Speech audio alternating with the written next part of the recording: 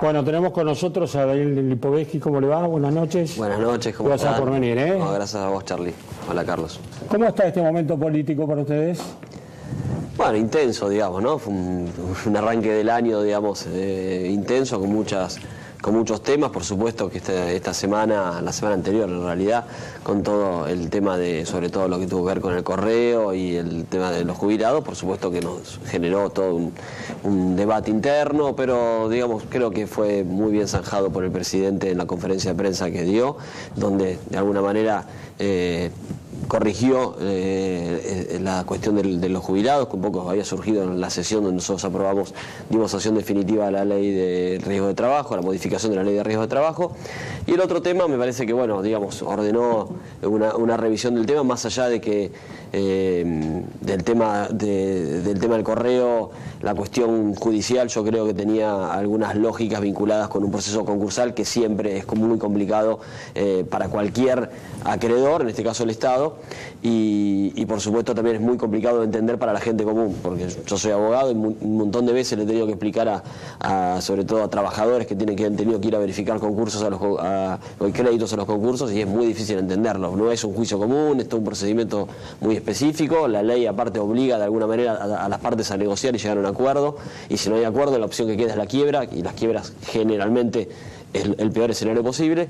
Pero bueno, me parece que en este caso el presidente tomó la decisión correcta, que era volver a revisar todo de vuelta y ser muy cuidadoso en lo que tiene que ver con cualquier tipo de decisión que se tomara, con cualquier cuestión de alguna empresa que esté vinculada con la familia del presidente. Me parece que el discurso del miércoles el presidente va a enfatizar algunos aspectos, va a establecer reglas de la relación con los empresarios y el Estado, y también cómo actuar en casos de corrupción empresaria, ¿no? Sí, claro. Bueno, hay un proyecto que está vinculado con esto justamente, que es la sanción a las personas jurídicas vinculadas con el tema de corrupción. Es un proyecto que ya va a tener estado parlamentario y que seguramente le vamos a poner eje lo más pronto posible.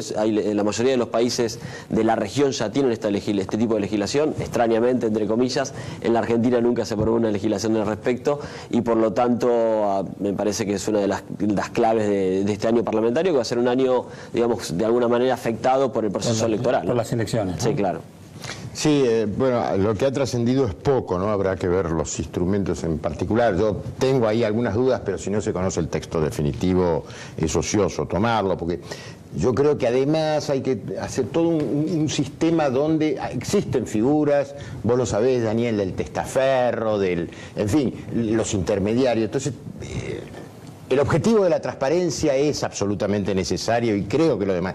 Pero hay que ver a ver cómo se instrumenta, porque uno también recuerda lo que ocurrió con la ley donde se amplió por decreto la cuestión de los parientes, bueno, en fin. Pero no, mi pregunta, fundamentalmente mirando hacia los próximos días, es la siguiente.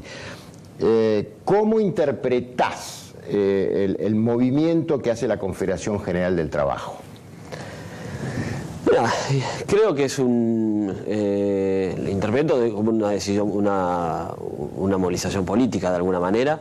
Me parece que en la Argentina hemos tenido mucha experiencia con el tema de los paros generales, y la verdad que no han sido por lo general muy buenas en cuanto a lograr mejores reivindicaciones para los trabajadores.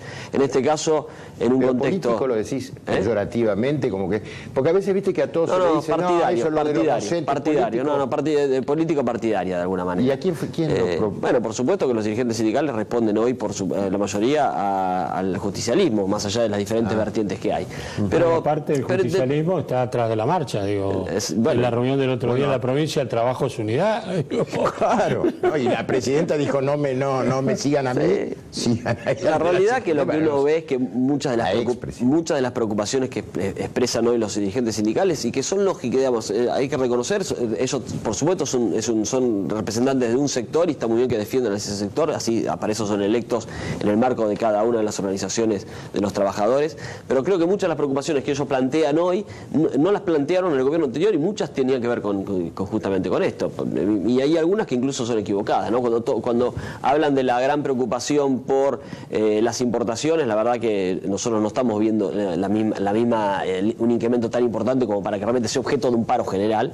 Y después hablan de la caída del empleo, que fue similar al del 2014. En el 2014, muchos de estos dirigentes sindicales, cuando fue el 2014 al 2016, guardaron silencio. Por lo tanto, ahí es donde uno dice, y me parece que se cuela acá el año electoral en este tema, y la verdad que creo que, insisto, el gobierno anterior tuvo 12 años, y me parece que este tuvo un año, me parece que hay un poco de tiempo todavía donde la gente, digamos, y los sindicales los dirigentes sindicales pueden tener un poco de paciencia para, digamos, de alguna manera esperar a que todo lo que todos queremos, que es por supuesto la reactivación de la economía, el crecimiento del empleo, la mejora del empleo registrado. Hoy todavía seguimos teniendo 1 de cada 3 trabajadores argentinos está en negro o en empleos precarizados. Es un tema a resolver. El gobierno anterior o los últimos gobiernos no lo resolvieron.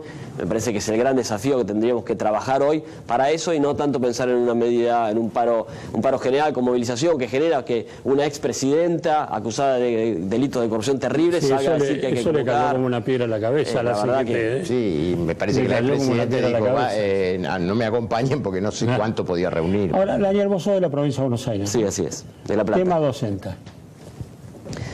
Bueno, la verdad que más o menos lo mismo, ¿no? El que, digamos, acá el líder, digamos, de alguna manera del representante de los docentes del sindicato docente es Baradel, que es el mismo que dijo que quería que este gobierno le vaya mal. Entonces, a partir de ahí, cuando vos negociás con alguien que dice que este gobierno quiere que le vaya mal, cualquier cuestión que él, digamos, cualquier opinión va a estar de alguna manera contaminada por esto. Y en este caso, donde el gobierno de la provincia de Buenos Aires le está proponiendo una paritaria del 18%, pero con una cláusula gatillo que dice que si la inflación supera por cada cuatrimestre el 4,5%, que es, digamos, 18 dividido 4, va a ir hasta el nivel que dé la inflación, que dé el índice inflacionario.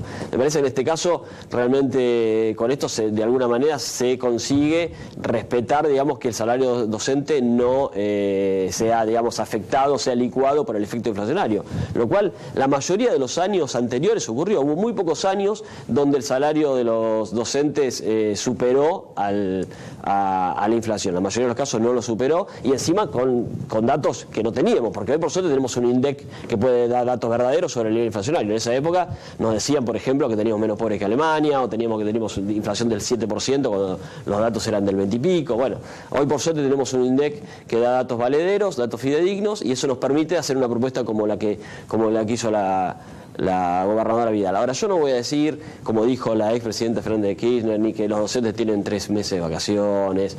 Me parece que no hay que entrar en ese debate. Los docentes cumplen un rol importantísimo en la educación de todos. Del actual gobierno también, por eso lo mencionaba. Esa es mi opinión, pero digo, es lo que yo creo. Sí, sí. Los docentes cumplen un rol importantísimo en la educación de nuestros hijos. Yo vengo de la educación pública, pero creo que la propuesta que hizo la provincia de Buenos Aires es un esfuerzo enorme desde el punto de vista económico, teniendo en cuenta la cantidad de docentes que hay en la provincia, por el volumen, por supuesto, poblacional que tiene, en una provincia que estaba en condiciones realmente casi de estado de quebrada cuando lo recibió este gobierno, y por lo tanto me parece que es una propuesta que respeta de alguna manera la intangibilidad de la remuneración del docente y por otro lado es lo que hoy una provincia como la de Buenos Aires puede pagar. Después, el resto tenemos que trabajar todos juntos para mejorar la educación pública. Yo fui a la misma escuela primaria que la expresidenta Fernández de Kirchner en La Plata, siempre lo digo, y he ido a mi escuela varias veces, en 732, la escuela 102, y está igual que cuando la dejé hace 35 años, y eso no puede ser. Esta es la realidad que hay que cambiar. Pero ahora permíteme la chanza, no se trata de escuela pública, es un dilema entre el Newman y el Champagnat, según dijo acá. No, Torani dijo eso. No, creo que eso en el gobierno hay montones de gente que ha estudiado en otro tipo en otras escuelas, y que está bueno, hay diferentes sectores, y me parece que eso es una de las grandes cosas que Mauricio ha construido en el PRO y luego lo trasladó a Cambiemos, ¿no? La amplitud en cuanto a recoger gente del radicalismo, gente que viene del peronismo como yo y gente que vino del sector independiente, lo juntó todo en un partido nuevo como es el PRO, que rompió el eje del bipartidismo y después luego esa misma propuesta la amplió a Cambiemos, que creo que es una coalición electoral y política muy importante. Recién te referiste al presidente de la Nación y en la conversación que vos escuchaste también con Freddy se habló de tratar de buscar una metodología de debate político en una mesa, etcétera, etcétera. como lo señalaba él, perdón. Me da la impresión, vos que estás en el PRO, a veces creen algunos líderes, porque cada uno tiene un tipo de liderazgo, algunos creen que ceder a esos espacios de debate es como perder ciertos rasgos de liderazgo, y de poder. ¿Crees que esto que escuchaste vos, que escuché yo, tiene factibilidad? No, yo creo que hay el diálogo y el intercambio, digamos, y la posibilidad de que nosotros tengamos más información por parte de los parlamentarios, la representación parlamentaria de Cambiemos, es importante y nosotros también lo reclamamos de alguna manera. Me parece que eso hay que mejorar. Internamente funciona bien. Digo, el diálogo entre el Ejecutivo, me refiero, creo que no fui claro. El diálogo entre el Ejecutivo y el Poder Legislativo, me parece que hay que mejorarlo aún más, si profundizarlo. No, les hubiera caído una bomba como les cayó el otro día a la sesión. Así es, ese es el mejor ejemplo de las cosas que hay que mejorar. Después, por supuesto, en el marco de la toma de decisiones, el presidente tiene gente de su confianza, que es la con quien en general analiza las cosas, pero por supuesto que siempre el análisis, en la gestión, la consideración política de las decisiones es un dato interesante, y ahí creo que el radicalismo tiene gente que podría aportar sin duda.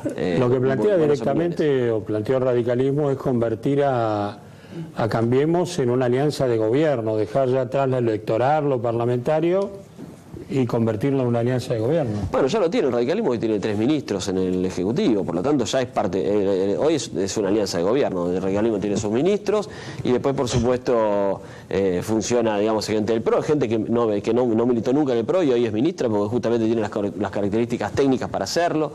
Por lo tanto me parece que en ese punto creo que el pedido está hoy implementado, más allá de que seguramente cada espacio partidario siempre pretende tener alguna mayor porción del poder y es lógico que así sea, digamos, el poder, tener más poder significa poder pensar en cambiar más cosas de lo que uno quiere y seguramente el radicalismo está pensando en eso, ¿no?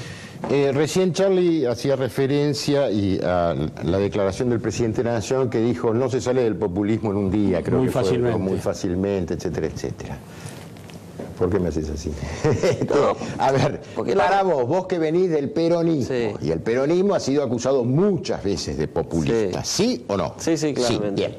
Entonces, ¿se está utilizando bien esto o es una dialéctica entre populismo y neoliberalismo? Bueno, por eso yo no creo en la dialéctica, por eso te ponía esa cara. Digamos, yo no creo ni caracterizar como, bueno, terriblemente el populismo fue lo anterior, yo creo que no fue populismo ni siquiera lo que hizo el kirchnerismo. Y tampoco creo... ¿Por qué, Daniel? Porque creo que en realidad fue un gobierno que, con un discurso de izquierda y gobernó por derecha. La verdad que, a ver, un gobierno que deja 12 millones de pobres, de ninguna manera ni populista, ni es de izquierda, por supuesto, ni progresista, todas esas cosas que nos dijeron. 12 millones de pobres dejó el gobierno cuando se fue el gobierno anterior. Por lo tanto, a partir de ahí, todas esas calificaciones no van. Ni tampoco creo que nosotros seamos un gobierno neoliberal, de ninguna manera. Un gobierno que decreta la emergencia social y vuelca un montón de recursos a los sectores más vulnerables. El gobierno que le devuelve el IVA a 8 millones de personas para los productos de la canasta básica. Un gobierno que pone fin a los juicios de los jubilados, después de años que los jubilados se morían sin poder cobrar los juicios.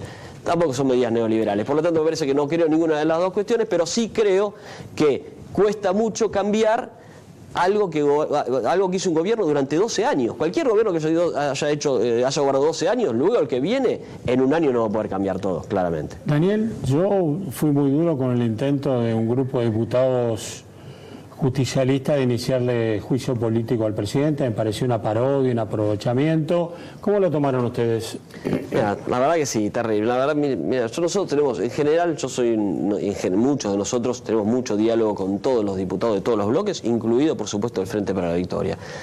Pero estas cosas me parece que son muy graves y realmente me generan... Sí, sobre todo la figura de Gioja, ¿no? Me genera indignación porque en definitiva uno tiene que ser cuidadoso con este tipo de mecanismos. La historia de la Argentina lo merita y la verdad que es inconducente para quienes durante mucho tiempo gobernaron este país y dejaron este país en las condiciones que lo dejaron. La verdad, me parece que la gente hoy está pidiendo otra cosa. Por eso la gente votó el cambio, la gente pide más diálogo, diálogo, más mesura, más cuidado con las instituciones de la Argentina. Y la verdad que poner un juicio político firmado por muchos de los que eran los aplaudidores que aplaudían incluso a este videito que apareció de la presidenta hablando mal de los docentes, bueno, eran los mismos que aplaudieron y que ahora se rasgan las vestiduras por las paritarias. Hay que tener un poco de memoria en la Argentina y ser coherentes. Me parece que la mayoría de los que firmaron este pedido de juicio político no fueron ni coherentes ni tuvieron memoria.